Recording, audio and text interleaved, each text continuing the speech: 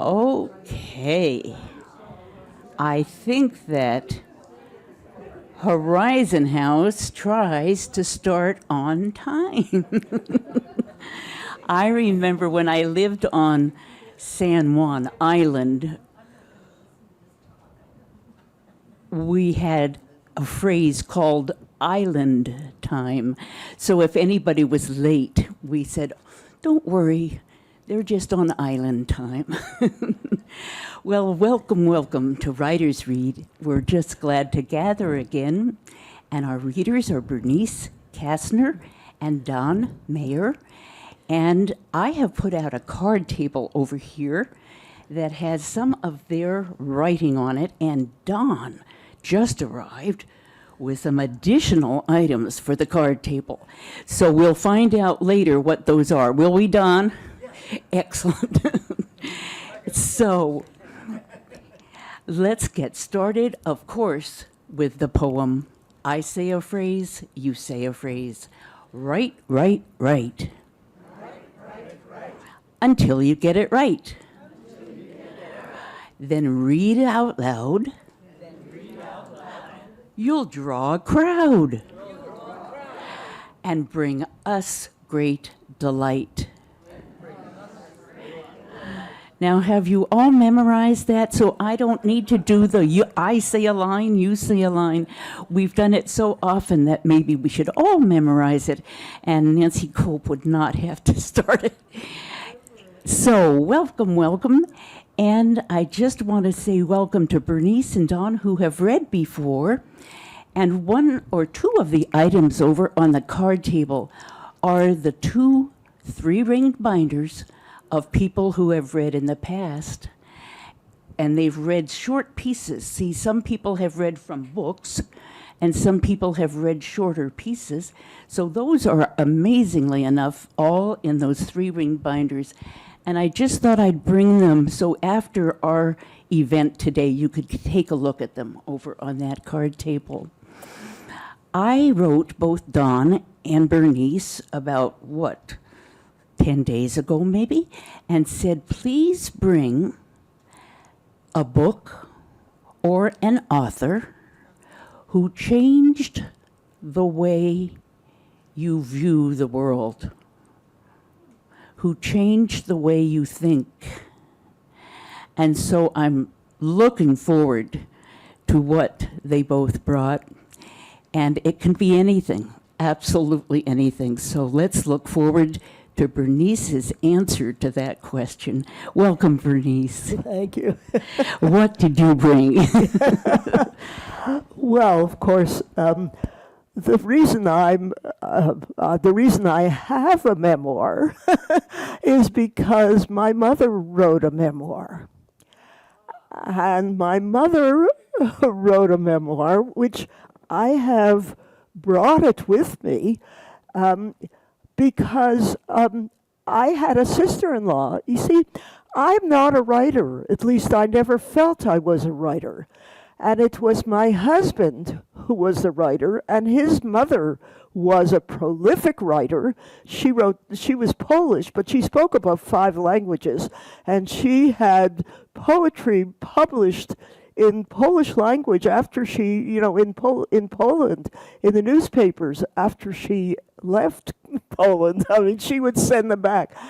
And the reason I have a memoir is because when my father died, in the Jewish tradition, you have a period where the Shiva, and my husband was not able to join me for the Shiva, but his sister did, and she was a very good friend of mine. And my mother mentioned something about her childhood during that time, the first night it was. And I said to her, Mom, that's a world your grandchildren know nothing about. You should write it down. And my mother enjoyed writing, but she never, during her working life, had time to write. Well, the next day, my sister-in-law showed up with a notebook, a blank notebook, and she handed it to my mother, and she said, if you write, I'll type, because my mother wrote longhand. She wrote the old-fashioned way. She didn't use any machines or anything like that. Well, after I left, they met every other week or so for lunch, and my mother would hand over the new writing, and my sister-in-law would give her the typewritten things.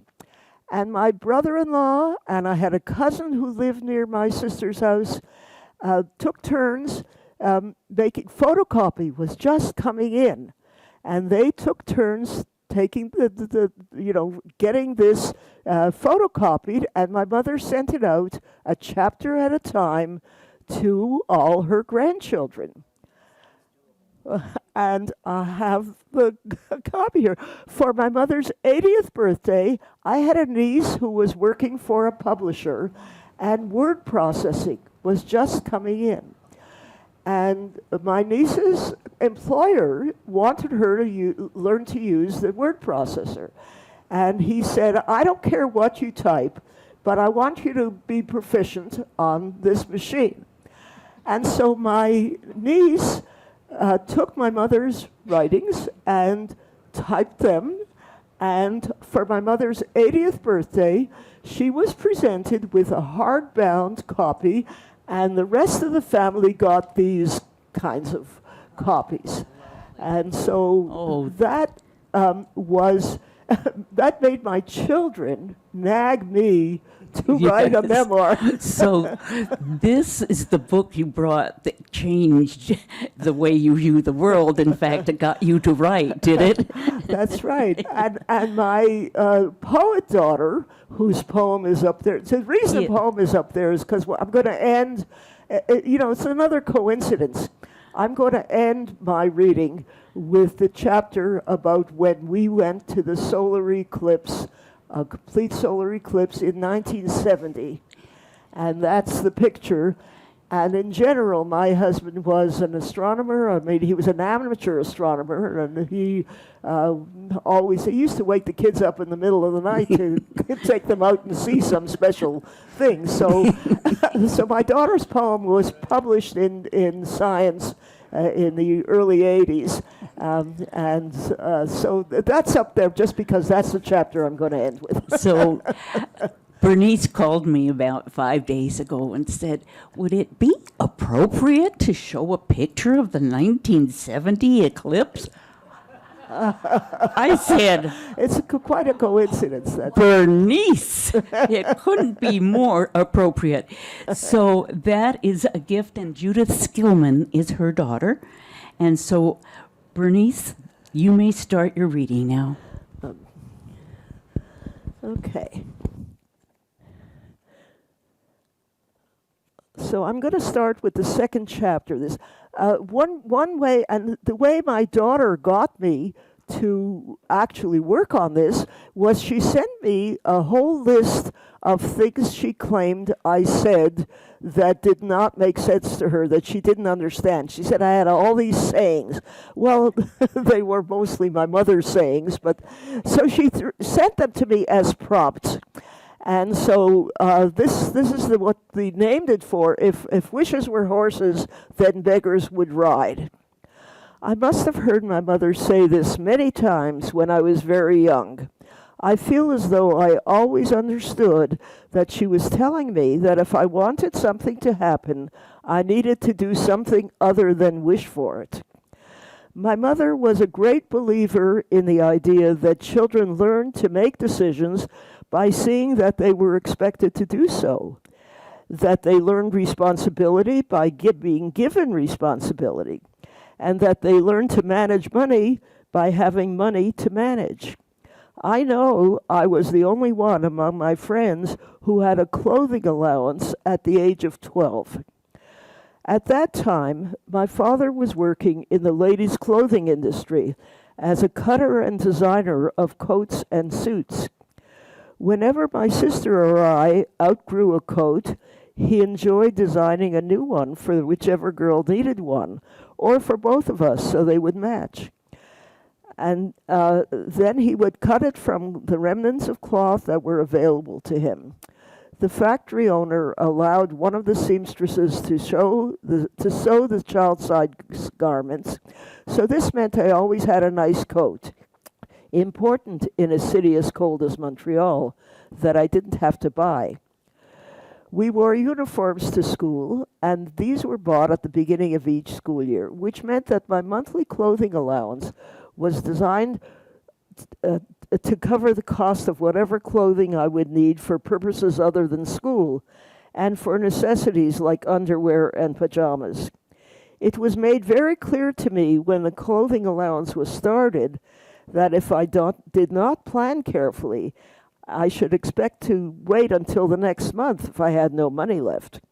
If I wanted or needed something that cost more than a single month's allowance, it was also made clear that I would have to save for this. These rules that were set down were observed strictly, and my mother was the enforcer of these rules. It was only after I was grown and earning my own money that I realized that my father was actually the keeper of the family purse, and that he probably would have allowed more leeway. But it would never have occurred to me to discuss this with him. He made it clear that all of this was my mother's domain.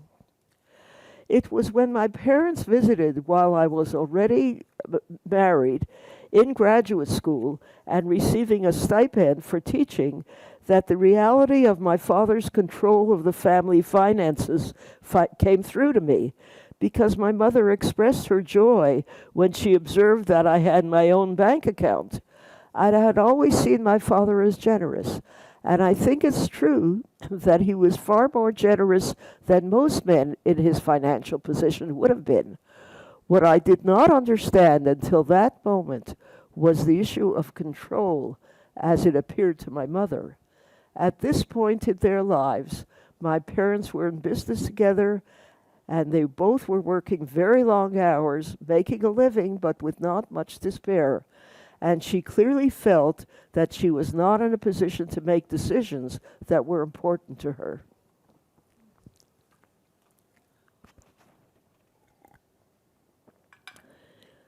Okay, the next chapter is called "It's an Ill Wind That Blows No Good." I grew up in an atmosphere of optimism and with the feeling that we each have it in us to overcome adversity. My father was a very short man, probably about 5 feet 2 inches tall. I once heard him say that he had overtrained in gymnastics in his youth and that this had stunted his growth. In fact, medical people have said this is true, that many gymnasts are small because they overtrain and the bones close off, the growing part of the bones close off. But in general, everyone took him as he was, himself included, and he always seemed to be able to see the bright side of things. He was the oldest child with 3 siblings in a family that emigrated from Russia to Montreal when he was about 13.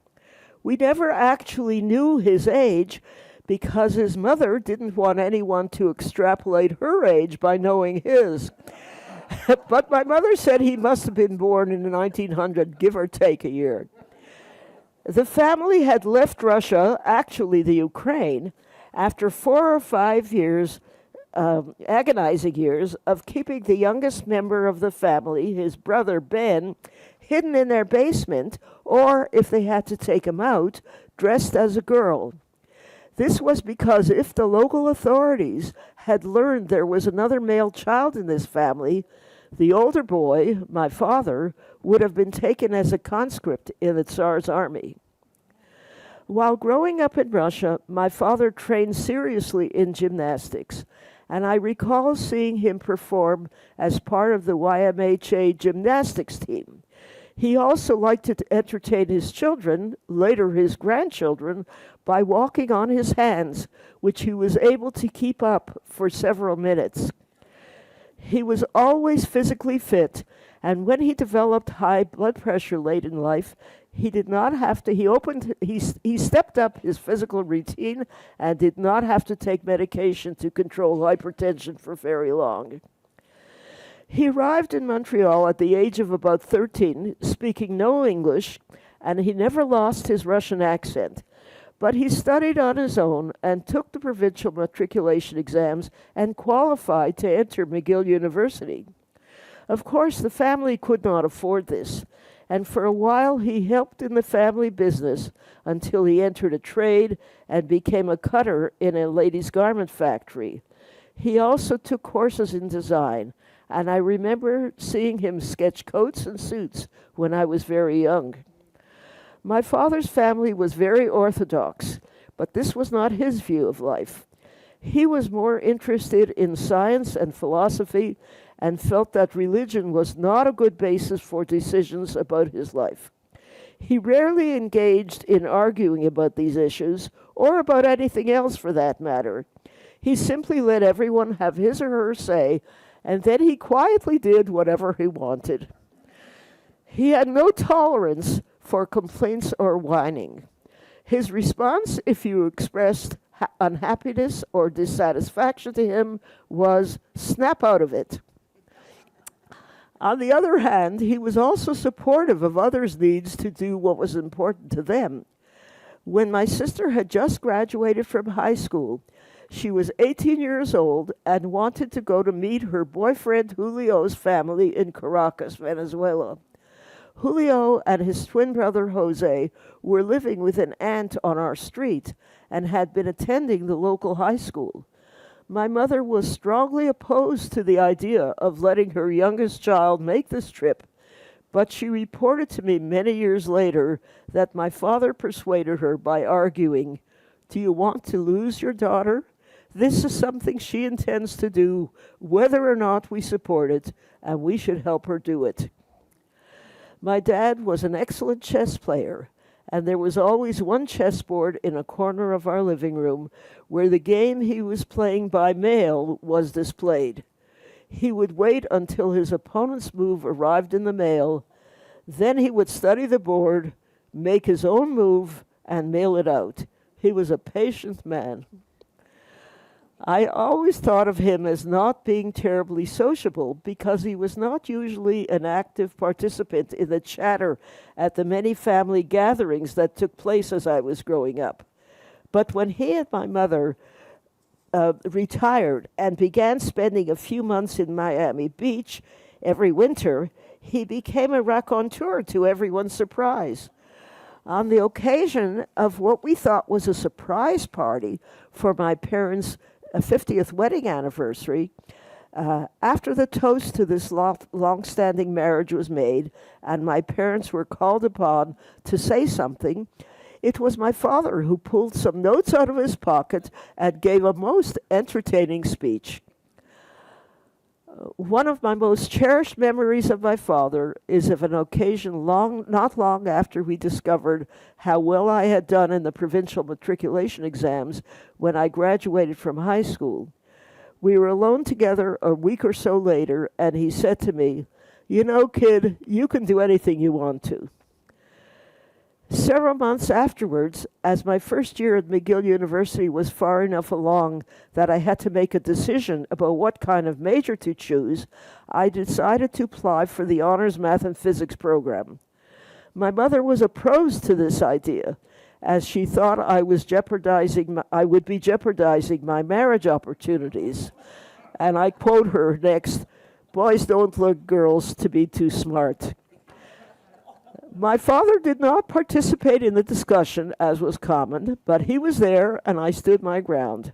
After all, he had told me I could do anything I wanted to. Also, I had earned a good scholarship as a result of my standing in the matriculation exams, and my parents did not have to pay much for my tuition and much tuition for my university education. This made it easier for me to satisfy my own interests, although I was well aware that they were still supporting me. Once I applied for the program, I was invited to the office of the chairman of the physics department, who told me I would not be accepted. He explained that it was highly unlikely that I would ever be a physicist, and it would be a waste of resources for the department to provide my education in this direction. I borrowed a page from my father's book and did not engage in an argument. I just waited to see how they intended to keep me out. The only way would have been if any of my grades in the science courses had not been firsts. That's the way they graded at McGill, first, second, and third class. But I did have good grades, and I did get in. There were many ironies in this situation, but I will name just two of them. This program had a policy of making one course each year inordinately difficult in order to, in quotes, weed out the class. In this 3-year program, there were 40 in the first year, 20 in the second year, and there were 10 of us who actually graduated with honors in math and physics.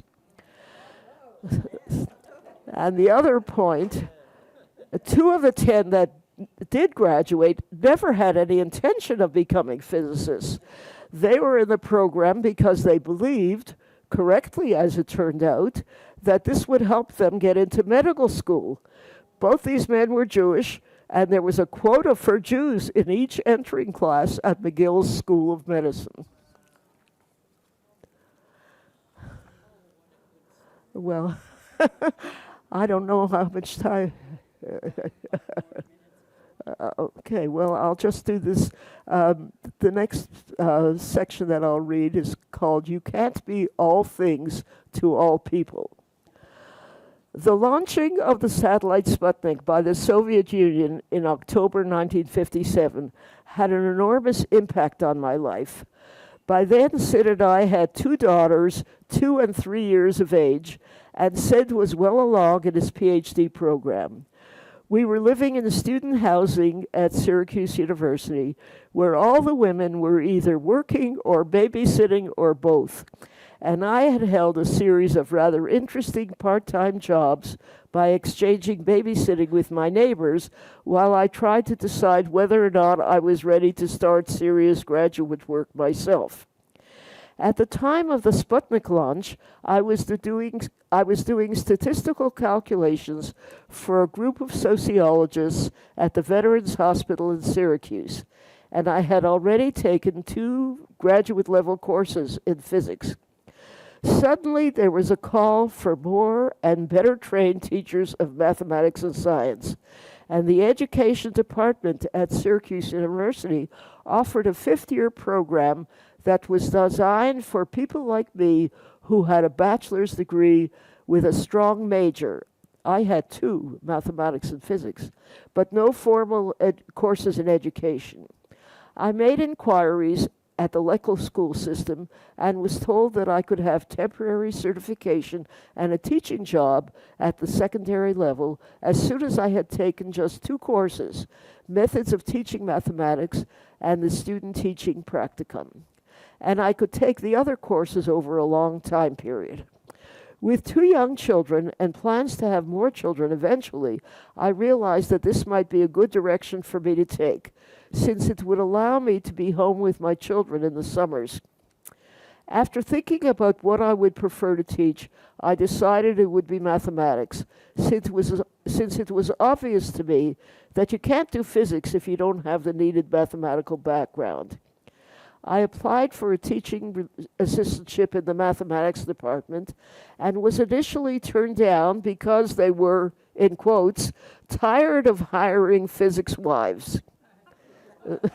Then I have 3 exclamation points. However, someone who had been hired to teach decided at the last moment not to come, and I received a telephone call on the Friday before the start of classes asking if I would be able to begin teaching on Monday.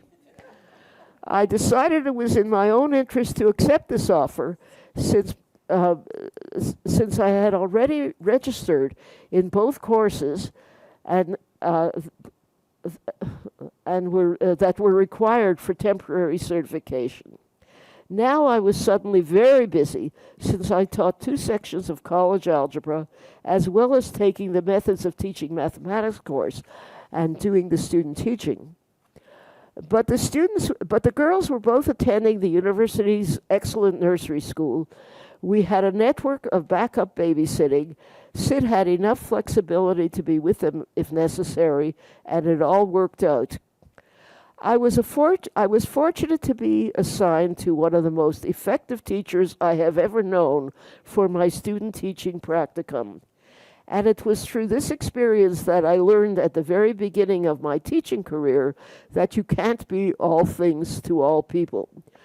Although I've forgotten the name of this wonderful teacher, I have never forgotten how well she was able to discern and deal with the various problems her students experienced in learning mathematics.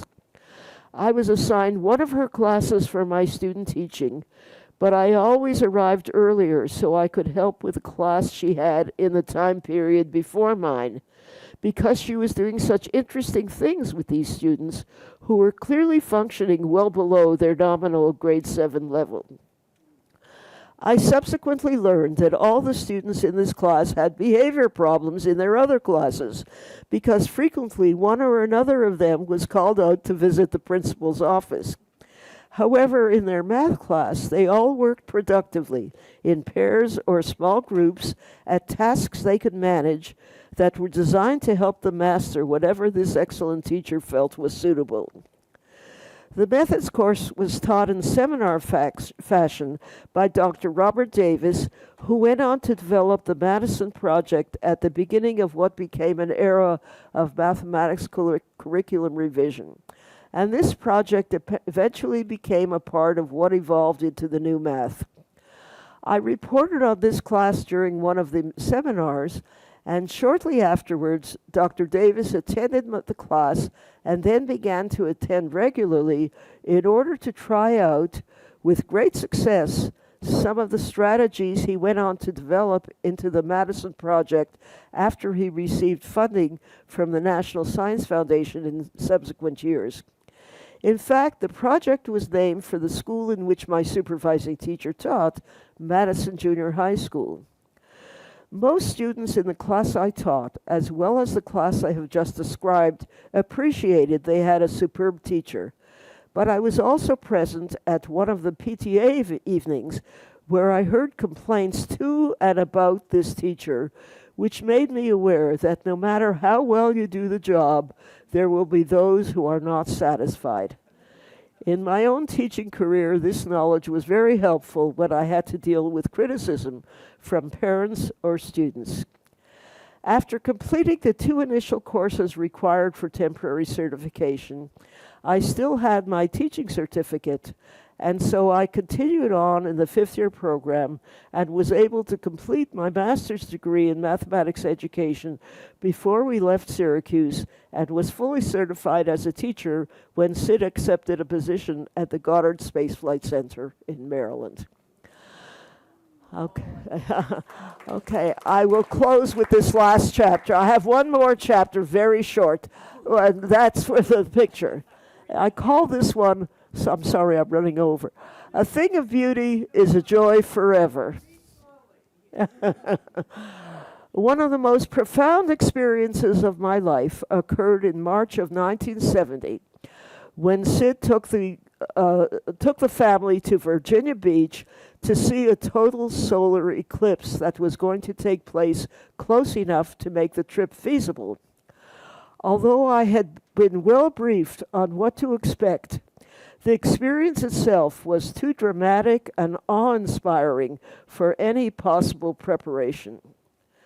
Sid had prepared for this trip by building a special piece of equipment to take pictures.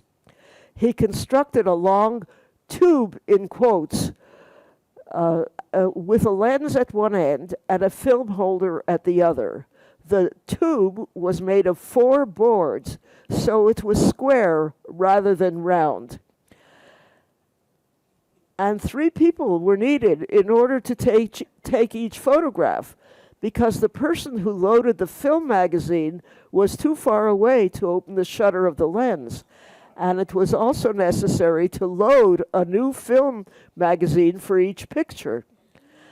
As a NASA employee, Sid had permission, turn the page, they're sticking together.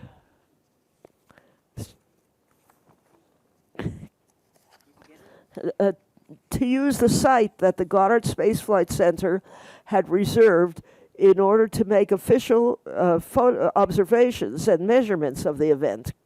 Our family group provided a bit of comic relief to the people making the official measurements because of the homemade equipment we were using.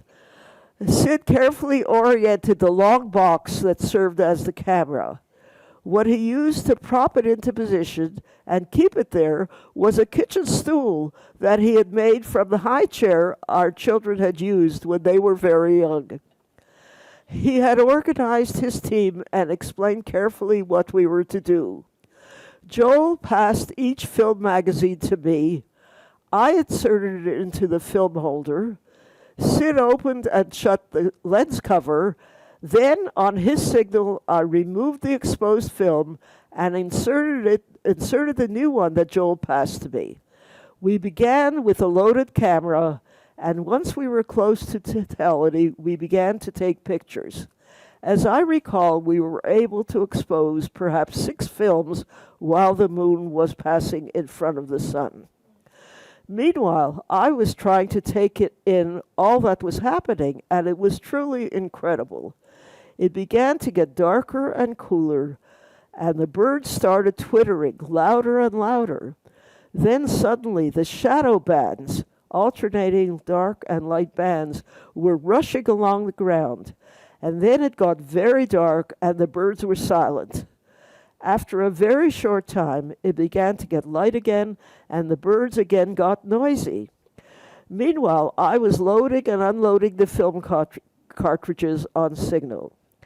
As the daylight slowly returned to normal, I was wishing I could relive it. It was all over too quickly. I remember thinking that if I were rich, I would become an eclipse chaser and travel to each location where a solar eclipse was about to happen. Even though I had been provided with a lot of information and I knew the technical explanation for the phenomenon, the actual experience came as a huge emotional jolt somehow, and I wanted to experience it again. Since it was about a 4-hour drive from Greenbelt to Virginia Beach, we had arranged to stay at a motel and drive home the next day. Once we had settled in at the motel, Sid began the process of developing the Polaroid film, which had incidentally had just come out. Polaroids just came out then, to see if our picture-taking efforts had been successful.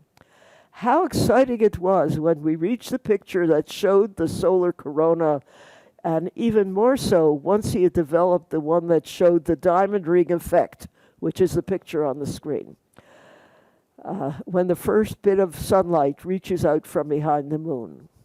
All of us were jumping up and down with excitement. My daughter Judy later wrote a poem that she expressed her experience of the eclipse as well as her memories of growing up stargazing with her father, Sid.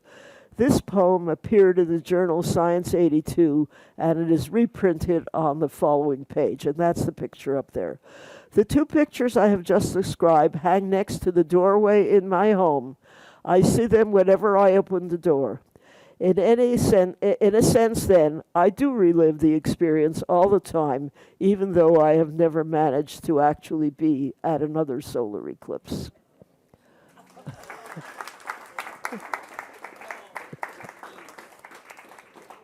What a gift you've given us. Oh, and I'm going to walk over to the card table and tell you about some of the books there while Don and Bernice trade seats. Now, Nancy? Don, I just need to let you know this funny story. Are you ready? I decided to bring 2 different glasses so we wouldn't get our water glasses confused. Yes. These belong to my sweet mother that Betty knew and Lyle knew. And one had a sheep on it and one had a cow on it. And I said to Bernice, "You're the first reader, you get to choose." And so I closed my eyes and pulled out this one. So you have the sheep. There's no meaning on why you have the sheep. great. Okay. Don't take it seriously. All right. So I'll put the Yeah. cow back here, and this will be your water. All right, fine. Okay, and welcome Thank to you. Writer's All Room. right, yeah. And I did ask that tricky question about what book has changed the way you view the world. And could you just comment on that for a second or two? I think probably no,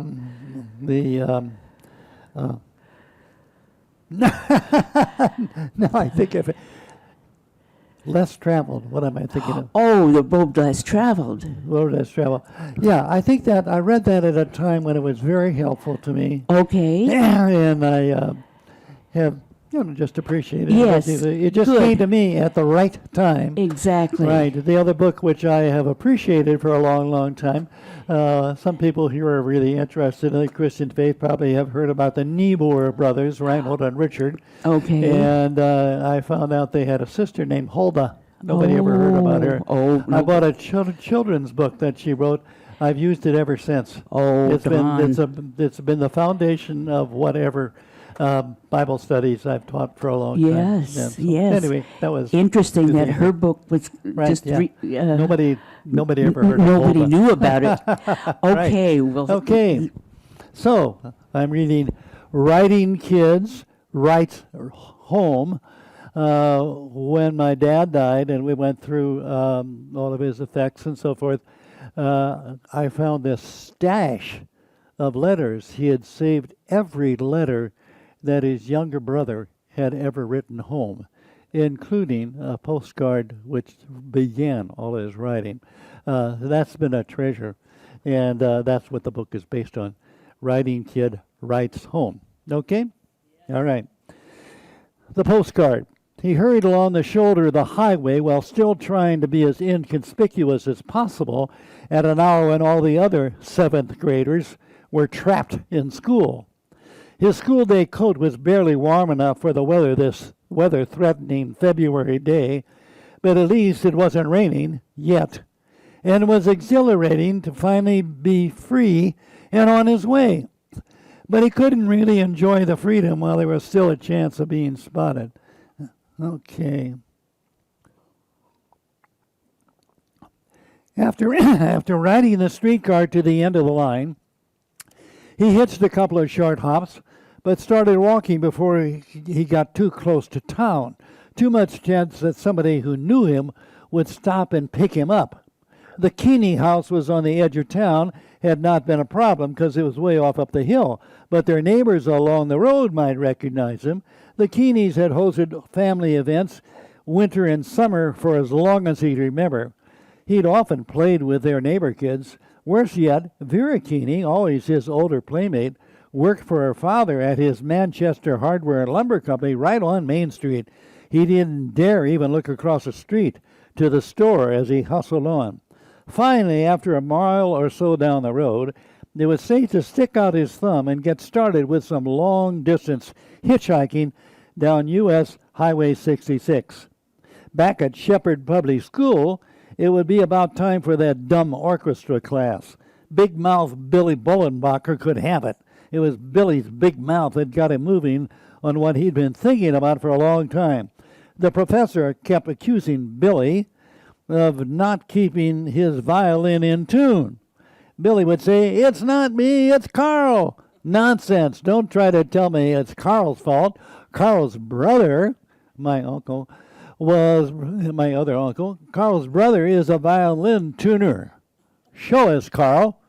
With understandable reluctance, Carl showed them and was thereafter excused from orchestra. Ticked off at Billy for snitching on him, but not entirely unhappy to be out of the orchestra class. Arithmetic was not much better. His ears still turned red when he remembered that morning when the teacher had chalked a problem on the blackboard and then walked back past his desk to see how he was doing. What she saw was not her problem, but Carl's calculations. 1 year, 1 bull, 1 cow, 1 calf, total 3. Second year, 1 bull, 1 cow, 1 heifer, 2 calves, total 5. Third year, 2 bulls, 2 cows, 1 heifer, 3 calves, total 8. Everybody laughed at his cowboy arithmetic. He felt like a little kid. He really liked to learn, but he hated the way school taught things.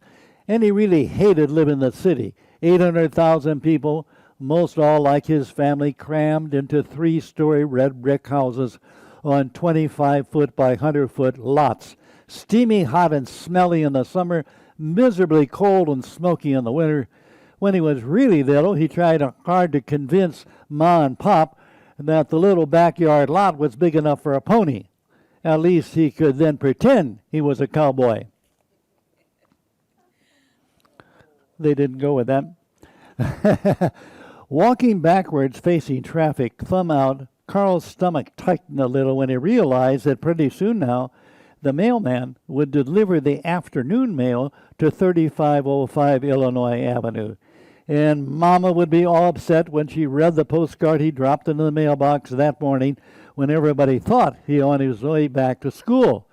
It was postmarked February 21st, 1930, St. Louis, Missouri. He smiled when he remembered he'd said Montana on the postcard. That was just to throw the family off the track. The really big ranches were in Texas. It might be that his brother Ed would pick up, that's my father, they wanted to pick up the mail when he came home from his classes at Washington University, St. Louis. Papa would be back from trying to find some carpentry job, and Art would have returned from trying to teach some reluctant kid to play the violin. Big sister Ruth was the only one with a real job. It was Ruth's paycheck that put food on the table, no matter who got home first to bring in the mail. By supper time, they'd all be worrying over his postcard announcement. Well, with me working on a ranch, Carl thought, there would be one less around the table for Mama to buy groceries for. Did I read the postcard? Already. I read the postcard. Yeah, okay. I have a picture of it here. That's what I was saying. And it's over there on the table. There would be no more of Papa's orders to help Mama with the dishes.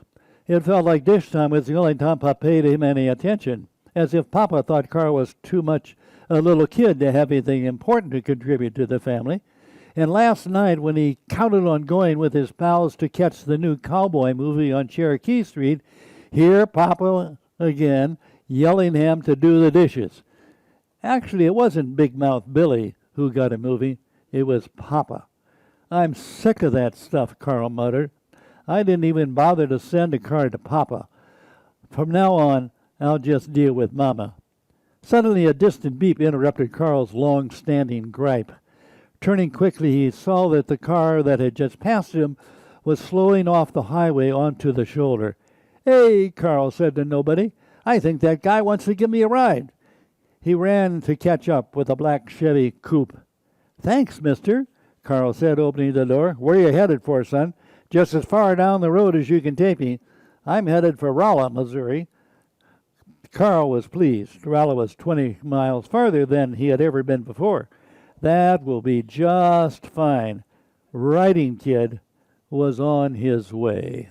All right, yeah, right, okay. 12. Yeah. And his first letter home. February 25th, 1930, Panhandle, Texas, the 666 Ranch. 4-6's Ranch, okay?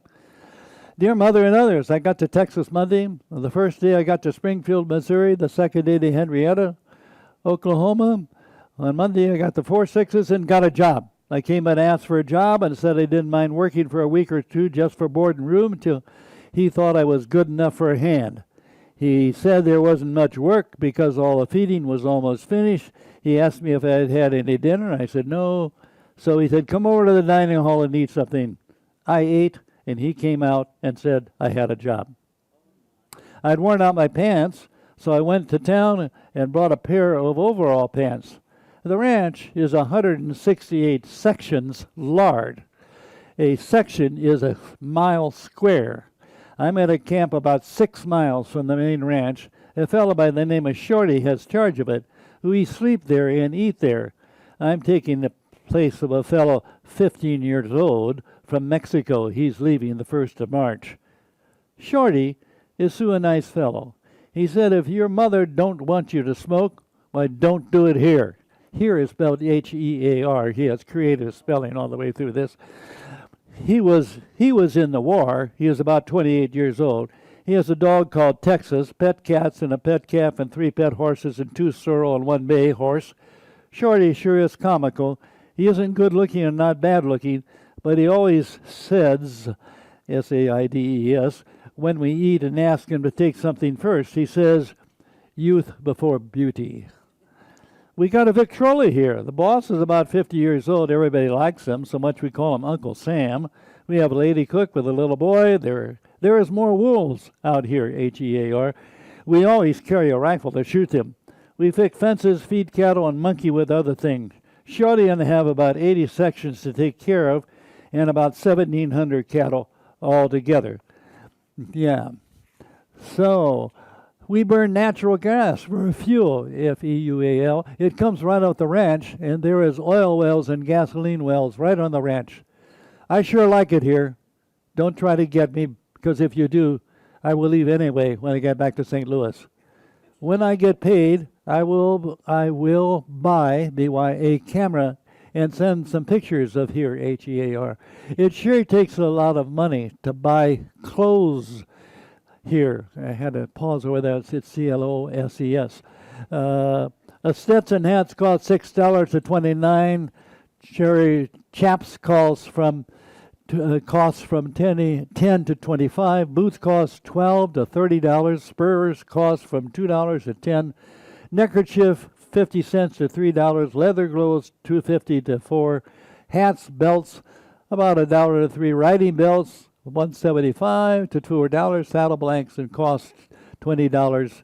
And saddles about $60 to $500. Bridles $2 to $7.50.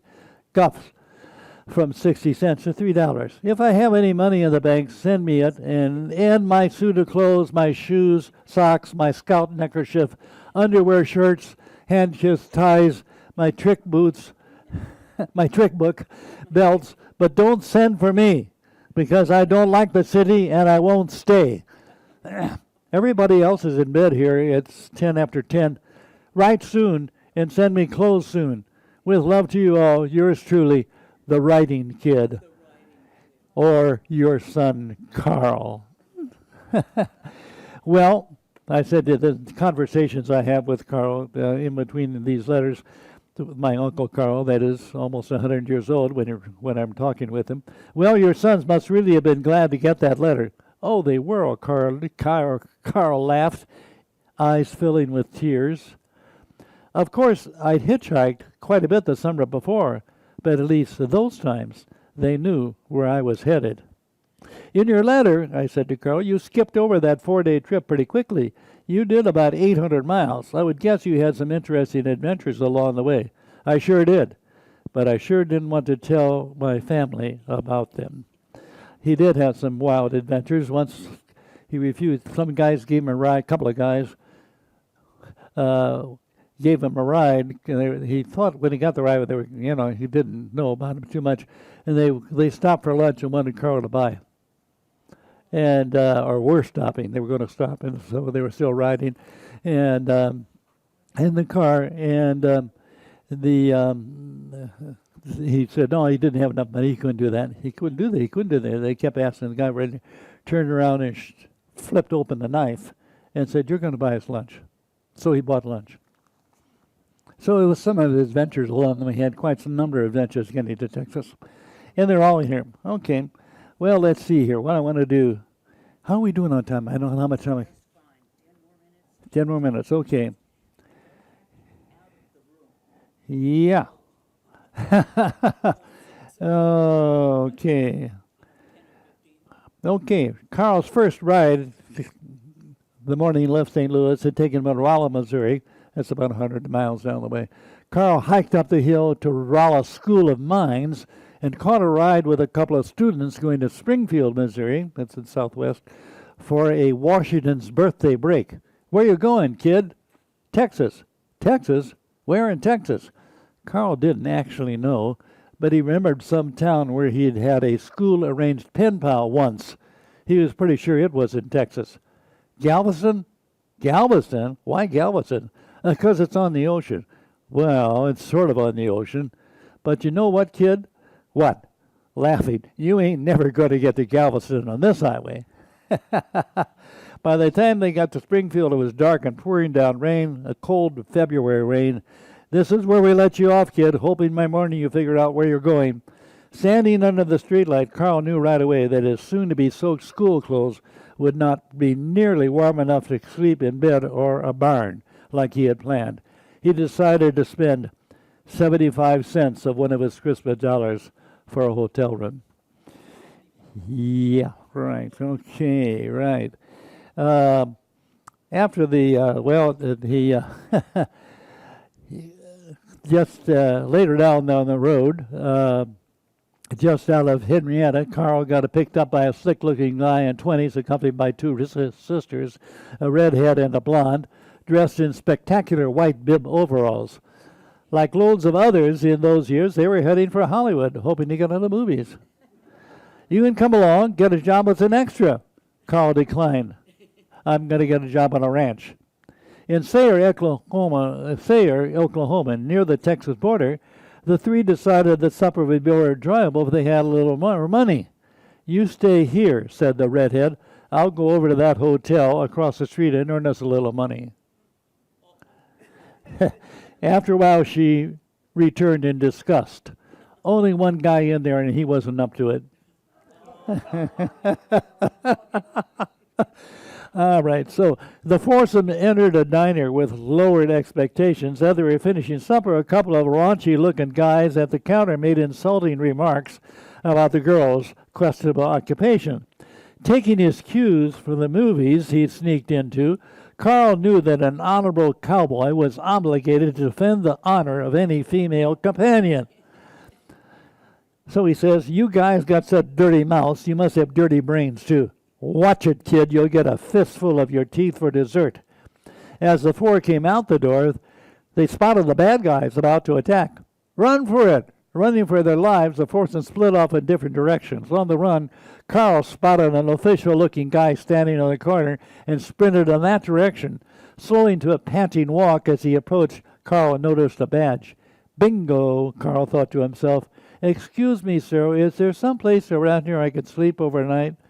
Carl remembered his brother Art and his friends talking about saving overnight in jail sometimes when out hitchhiking. Well, I'll have to lock you in, but you can stay in the jail if you want. That's fine with me. Carl accompanied the town marshal down the alley to a small one-room jail. Carl entered, and the marshal locked the door. I'll come let you out in the morning. Good night. Good night, sir. Thank you. Bars on the windows, no glass, 6 double bunks, no mattress covers, no blankets, no light, no heat, cold, February, but dry, and safe from the two guys out to get a smart-mouthed kid. In 5 a.m., the darkness, the marshal returned to unlock the door. I'm off duty now. Why don't you come along to breakfast with me? Yes, sir, I'd sure like that. Moments later, Carl's heart skipped a beat. They were about to enter the same diner, but Carl figured that the marshal would ward off the local bullies, even if he was off duty. Taking a place at the counter, the marshal asked, what would you like to eat? I'll take care of the bill, if that's all right with you. Yes, sir, that would really be swell of you. I'll be glad to eat whatever you usually eat. Ham and eggs followed, but no questions about where Carl came from or where he was heading. After the best breakfast ever, Carl was lucky again. 2 guys picked him up, were themselves heading for Texas. Come along, kid. There's plenty of jobs down there. No, I'm planning on working on a ranch. Oh, hell, what do you want to do that for? You're likely to get $15 a month as a cowhand. You can make $3, hell, even $5 a day working in the oil fields. Well, yes, maybe, but I told my mama and papa I'm going to be a cowboy. You told your mama and your papa, huh? You expect us to believe that? Yes, sir, I did tell them. Later, the conversation took an abrupt turn from the disadvantage of ranching versus oil fields. Hey, kid, there's a little store and gas station down the road here about a mile. And since we're giving you a ride all the way to Texas, you can buy us lunch. I don't have any money. Look, kid, we're not figuring on you to buy gas. We're not charging you cab fare, so you are going to buy lunch. But I don't have any money. Suddenly, the passing the front street swung toward Carl, a switchblade flashing open. Look, kid, you're going to buy us lunch. Carl remembered he did have a little money left. After bologna sandwiches on white bread and mustard, the conversation turned to persuasive advantage of oil fields compared to ranch jobs. But Carl stuck to his calling. So where should we deposit this kid? Well, there's a turnoff at that big ranch a few miles up the highway. We can drop him there. It's a few miles in, but he can walk in there before dark. Oh, what the hell, we got time enough. He generously agreed to buy us lunch. Let's just take him to the headquarters. They took a turnoff, and after a few miles, nestled in a grove of cottonwood trees, the expansive stone headquarters of the 6666 Ranch appeared. Now listen, kid, I'll give you a tip. Tell the boss you'll work for nothing for a couple weeks till he can judge whether or not you're good enough to be a hand. Yes, sir, I'll remember that. Carl did remember. It was not the last time that Carl heard what he figured to be good advice and took it. So then it's at the 4-6s, but we're probably running out of town. Can I, a little bit? A couple more minutes. Okay. At the 4-6s, I think Shorty Clark could use him, don't you? Yes, I think so. Okay, son, come along with me.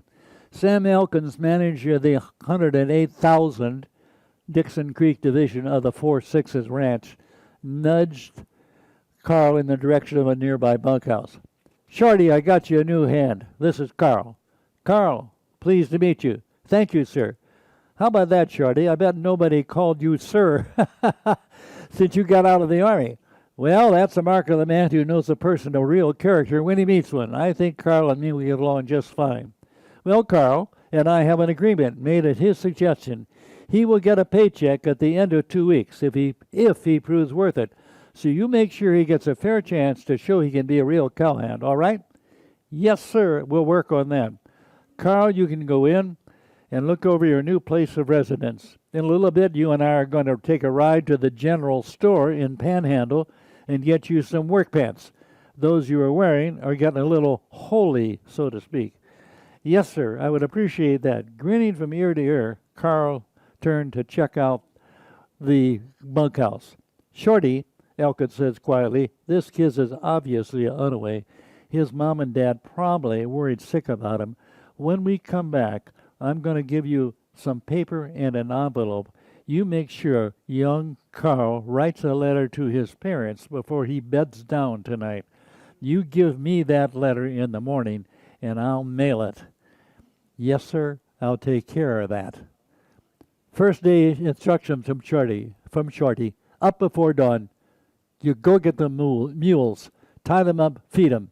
Get a couple of horses. Tie them up, feed them. Breakfast. After breakfast, load the wagon with 24 100-pound sacks of cottonseed nuggets. Hitch up the mules. Haul the wagon out to the herd. Then what? Then cut a hole in the corner of a sack. Toss the sack off the wagon.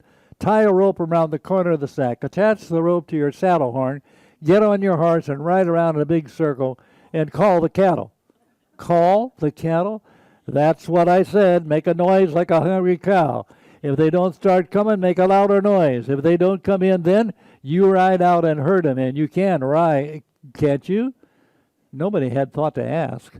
Carl was confident that his Ozark mountain riding times last summer was all the experience he needed. Oh, sure. Oh, sure. Okay, this here's Babe. That's one of the ones I ride. Carl swung into the saddle and touched his heels to Babe's ribs. Babe took off like a rocket, leaving Carl's new cowboy hat in the coral dust and very nearly leaving Carl there as well. Eventually, after Babe jumped into a big ditch and scrambled up again, Carl hanging on to save his life, Babe settled down enough so Carl could manage to get her back to where Shorty was waiting for him with a big grin. Holy cow, Shorty, I never rode a horse that fast. I never even saw a horse go that fast. What kind of a horse is that? That's a quarter horse, sir, Carl. All our cow ponies are quarter horses. 4-6s practically invented the quarter horse. Best horse there is for working with cattle. Miss Ann, bless her, so got the American Quarter Horse Association started. That's Ann Burnett, Tandy I'm talking about. She was the granddaughter of Sam Burnett, the one who started the 4-6s. Here, let's see if you can get you a quarter horse a little less frisky. Soon Carl had 3 particular quarter horses that he rode regularly and dreamed of the time when he could have a quarter horse of his own. There's a picture of his quarter horse he did get eventually over there on the table. Yeah. But in all that unaccustomed time to the saddle had a painful cost. After 3 days of riding along with Shorty, Carl's knees had been rubbed raw in spite of his new cowboy pants. Shorty, yeah, my knees are really sore. I believe you mentioned that once or twice about every 15 minutes since yesterday. Well, they do hurt. Well, that's the way it is. You'll get over it. The first time I came out to Homestead, it was 50 miles to the nearest railroad, and I had to ride that far every time I needed supplies. I didn't complain. Well, you didn't have anybody to complain to. Yeah, but you know what? When my wife came out to join me, I gave her a horse to ride and another for her suitcase. She rode 50 miles, lots of time. She never complained to me once. Yeah, but Shorty, she did divorce you, didn't she? Well, yeah, but she never complained about riding. At the first 8 days of the 4-6s ranch, Carl was thrilled to exhaustion by the work of becoming a real cowhand. Every night he took off his Levi's, he still stared with wonder at the letter patch on his back pocket, reading 6666. Boy, oh boy, just about the biggest ranch in Texas. Let's see, maybe just a little bit, a bit of credit. Well, yeah, I think so, maybe. I'm looking at.